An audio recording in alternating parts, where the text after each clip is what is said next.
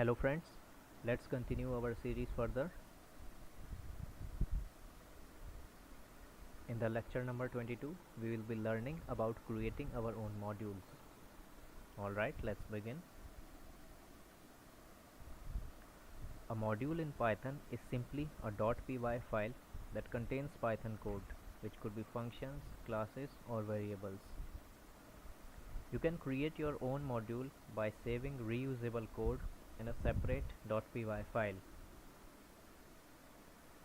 The module name is the file name without the .py extension. User-defined modules are helpful for code reuse, logical separation, and project structure. Modules allow you to import your own code into other files using the standard import syntax. Alright, so basically if you want to create a module in Python, it is simply a .py file with the extension .py, and this file typically contains Python code with functions, classes and variables, etc.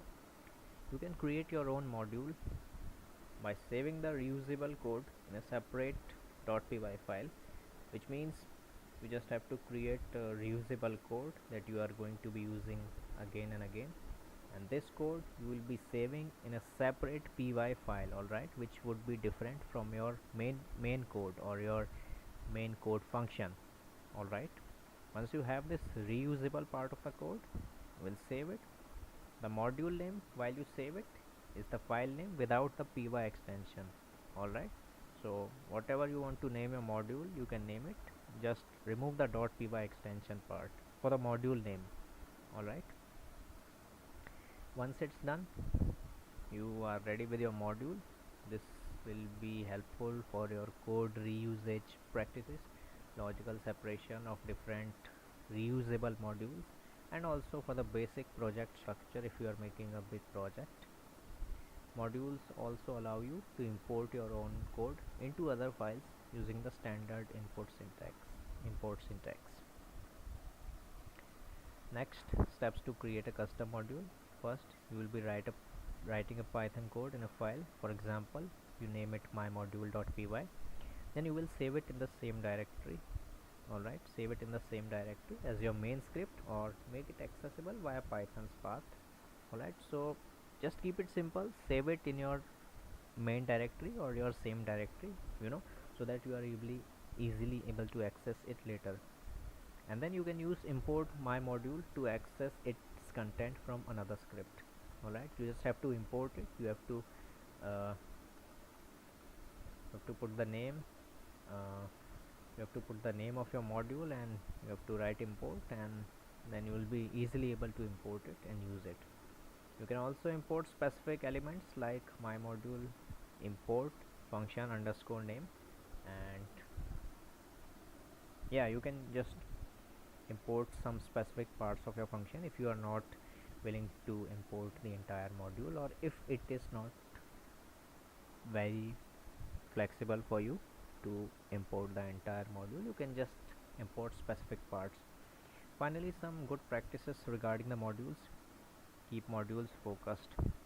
Each module should serve one clear purpose. Alright, so if you're making a module, you definitely have a function or a code or a block of code that you are going to be using again and again, right? You are going to be reusing it.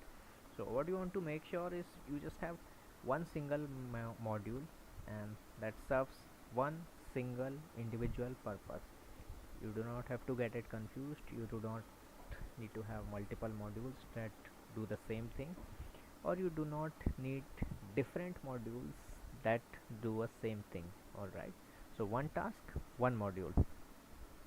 Then you use meaningful names for your module files, where you avoid generic names like test.py or utils.py unless appropriate. So if your module performs something specific, use that name. That will help you remember. That will also help someone else assisting you or integrating with you to understand what that module is about. So you always keep it simple and straightforward. Do not use like generic names. Alright, not use these commonly used names, because you are going to be having a lot of modules once you start working and making projects, and then you will really confuse yourself. So to avoid this, just keep non-generic names and stick with whatever your module does. Stick with that name. Alright, then you include a underscore name underscore equal to double quotes underscore main underscore double quotes block if the module can be run independently for testing. Alright, so this is basically to give you an idea about how you should keep the naming. It should be simple, straightforward, but also if you are able to run that code for testing independently, if you are able to run the module, you should save it with a specific name so that whenever you want, you can run the module and test it, because it's going to be a little bit hard to manage once you are having a lot of modules. So this practice will help you save time and have some flexibility and independency. Finally, document functions and classes with doc strings for clarity and usability. Alright, so whatever you do, you have to do a little bit documentation.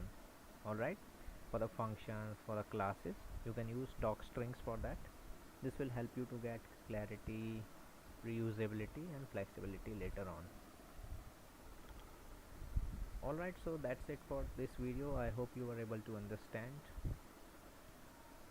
We will continue this series further, and until then, bye bye, take care.